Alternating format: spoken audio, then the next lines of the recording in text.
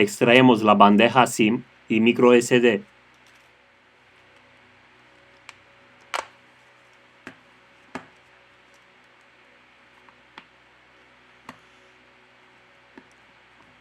Levantamos la tapa trasera.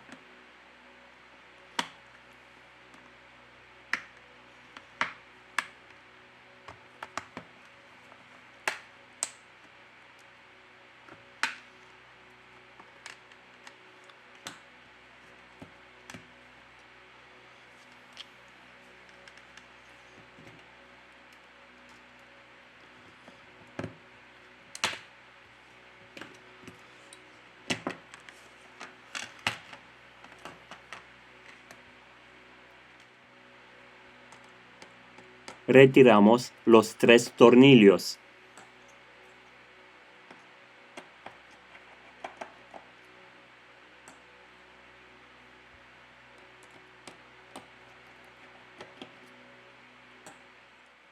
Ahora vamos a levantar la chapa de metal.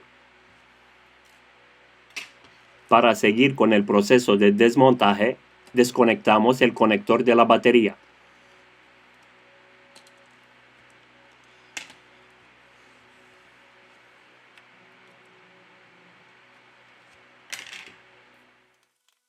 Retiramos los tornillos de la parte inferior del dispositivo.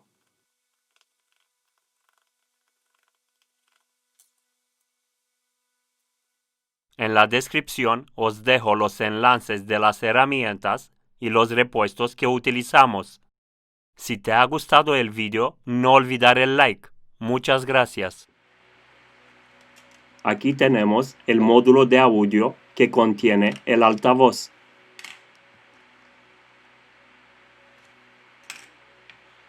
Aquí tenemos el flex de comunicación de la placa base con la subplaca base. Desconectar el cable coaxial. Levantamos el módulo de carga. Hemos acabado el proceso de desmontaje. Volvemos con el proceso de montaje.